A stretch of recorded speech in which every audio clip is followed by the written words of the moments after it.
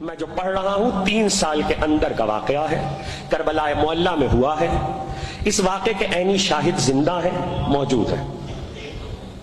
واقعہ یہ ہے کہ یورپ سے ایک قافلہ کربلا معلیٰ، نجف اشرف جو کہ ایئرپورٹ نجف میں بھی ہے، بغداد میں بھی ہے، نجف آئے، نجف سے زیارتیں کر کے وہ قافلہ کربلا جانے لگا۔ اس قافلے میں اور جہاں بہت سارے لوگ تھے، اسی قافلے میں ایک نوجوان ہے جس نے اس روایت واقعے کو نقل کیا ہے، اور اس نوجوان کا کردار چونکہ آخر تک رہا ہے۔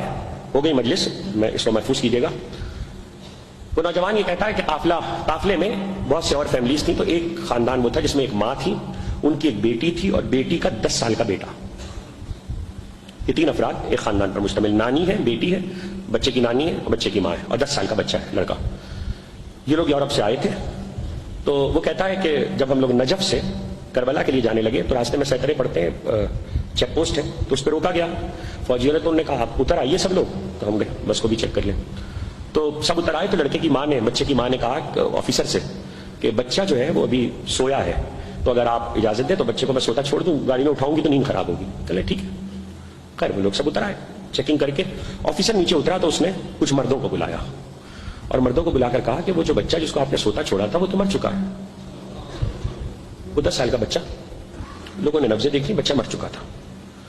خیر اب ظاہر ہے 10 سال کا بچہ، ماں ہے، نانی ہے، مرد بھی کوئی نہیں ہے گھر کا ساتھ، ماں کی کیا حالت ہوئی ہوگی۔ آفیسر نے یہ کہا کہ چونکہ اب آپ کے ساتھ میت ہے اس لیے اب آپ لوگ کربلا ابھی نہیں جا سکتے، نجف قریب ہے، آپ پہلے نجف واپس چلے جائیں اور بچے کی تدفین کر لیں، پھر آپ لوگ کربلا آئیے گا۔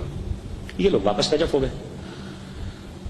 اس نوجوان نے جس نے واقعے کو نقل کیا ہے، اس نے بچے کو اپنے ہاتھ سے قبر میں اتارا ہے، وادی السلام میں تدفین کی ہے۔ یہ لوگ کہتے ہیں کہ ہم لوگ تدفین کی بچے کی، خیر وہ جو وقت بھی گزرا، پھر ہم لوگ کربلا آ گئے۔ بچے کی ماں پر یہ اثر ہوا کہ اس کے بعد سے وہ کسی حرم میں نہیں گئی زیارت کرنے۔ دیکھیے میں ایک بات عرض کر دوں اس سے پہلے کہ واقعہ آگے بڑھاؤں، ہر انسان کے قلب کی ایک الگ کیفیت ہوتی ہے اور اس کا مولا سے اپنا لگاؤ ہوتا ہے۔ ہم کسی کے طور طریقوں پر کہ وہ مولا کے ساتھ کیسا لگاؤ رکھتا ہے ہم اس پر اعتراض نہیں کر سکتے۔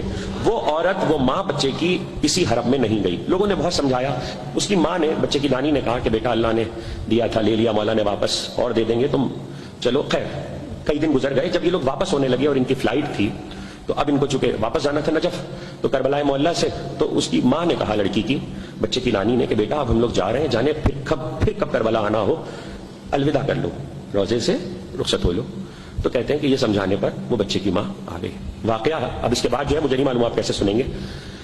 وہ کہتے ہیں کہ جس وقت وہ ماں ان کے کہنے پر آئی تو یہ پورا قافلہ، چونکہ پارٹیشن جب سے لگے ہیں روزوں میں تو اندر زیارت نہیں پڑھ سکتے، تو صحن میں کھڑے ہو کر روزے کے یہ حضرت عباس کے صحن میں زیارت پڑھ رہے تھے، پورا قافلہ زیارت پڑھ رہا تھا۔ تو یہ نوجوان کہتا ہے کہ ہم لوگ زیارت پڑھ رہے تھے کہ ہم نے دیکھا بچہ سامنے سے چلتا ہوا۔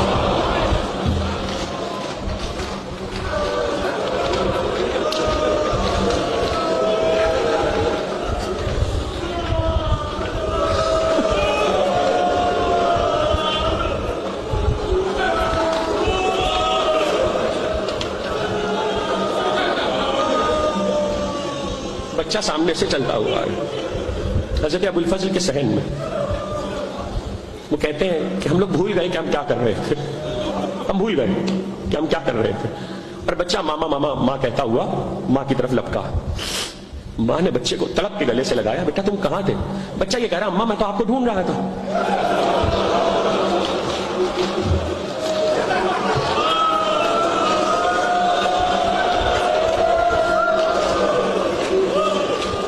جن لفظوں میں بچے نے سنائی ہے بات، انہی لفظوں میں عرض کر رہا ہوں۔ بچے نے کہا کہ ماما میں آپ کو ڈھونڈ رہا تھا۔ تو کہا بیٹا پھر تم یہاں کیسے پہنچے؟ کہا ماما میں آپ کو ڈھونڈ رہا تھا تو گھوڑے پر سوار ایک انکل آئے۔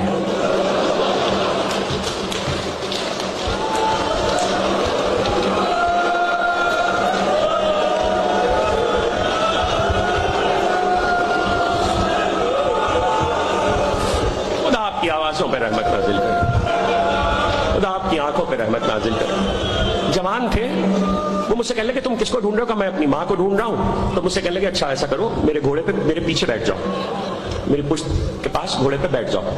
تو میں نے کہا کہ انکل میں تو گھوڑے پہ نہیں بیٹھ سکتا، گھوڑا بہت اونچا ہے، آپ ذرا اپنا ہاتھ بڑھا دیجیے۔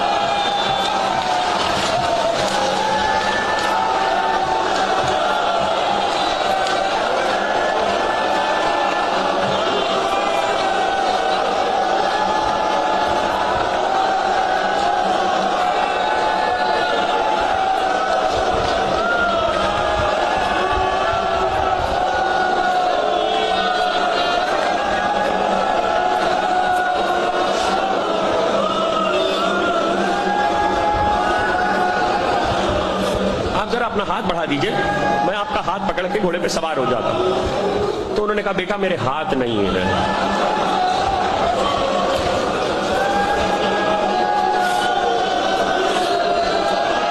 بیٹا میرے ہاتھ نہیں ہے، خدا آپ کی آوازوں پہ رحمت نازل کرے۔ مجھے نہیں معلوم اب اس سے کیا پڑھا جائے گا اور کیا نہیں پڑھا جائے گا۔ بیٹا میرے ہاتھ نہیں ہے۔ تو انہوں نے کہا اچھا بیٹا میں گھوڑے کو بٹھا دیتا ہوں، تم گھوڑے پہ سوار ہو جاؤ۔ تو وہ کہتا ہے بچہ کہ انہوں نے گھوڑے کو بٹھا دیا، میں گھوڑے پہ سوار ہوا۔ جب گھوڑے پہ سوار ہوا تو جیسی سوار ہوا انہوں نے گھوڑے کو بلند کیا تو میں نے دیکھا ایک اور گھوڑا ہے اور اس پر بھی ایک سوار ہے اور وہ عمر میں ان سے بڑے ہیں۔ تو وہ بچہ کہتا ہے کہ وہ جو دوسرے سوار تھے انہوں نے میری طرف دیکھ کر اور ان سوار کی طرف جن کے گھوڑے پہ میں بیٹھا تھا ان کی طرف اشارہ کر کے کہا بیٹا تمہیں معلوم ہے انہوں نے ہم سے کہا ہے تو ہم تمہیں واپس لائے۔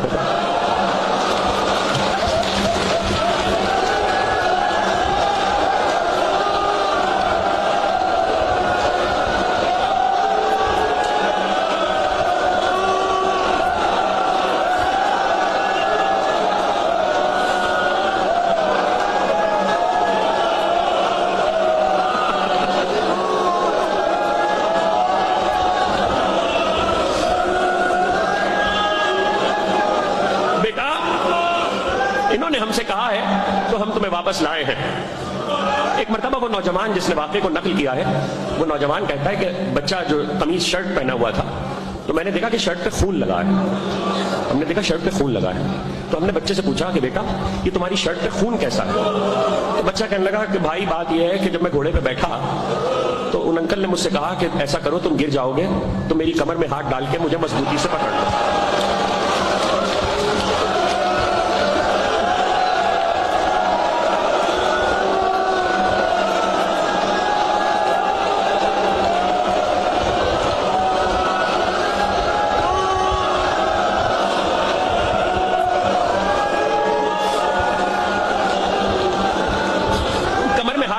مجھے مضبوطی سے پکڑ لو بھائی۔ میں نے انہیں کمر میں ہاتھ ڈال کے مضبوطی سے پکڑ لیا، ان کے بدن پہ جو لہو لگا تھا وہ میرے لباس پہ لگ گیا، میری شرٹ پہ لگ گیا۔ یہ نوجوان کہتا ہے کہ ہم لوگوں کے سمجھ میں ہی نہیں آیا، ہم اتنے حواس کھو چکے تھے، کہتے ہم لوگوں کی فلائٹ تھی لیکن ہم نے فلائٹ مس کر دی اور ہم واپس نجف گئے۔ اس نوجوان کا بیان ہے، کہتا ہم نجف گئے، واقعہ ختم ہو گیا، کہتا کہ ہم نجف گئے اور میں نے وادی السلام میں وہاں باقاعدہ انتظامیہ سے اجازت لی قبر کھودنے کی، یہ واقعہ سنا کر۔ تو کہتا ہے جس قبر میں میں نے بچے کو اتارا تھا اپنے ہاتھوں سے، جب میں نے قبر کھودی ہے تو اس میں خالی کفن رکھا ہوا تھا۔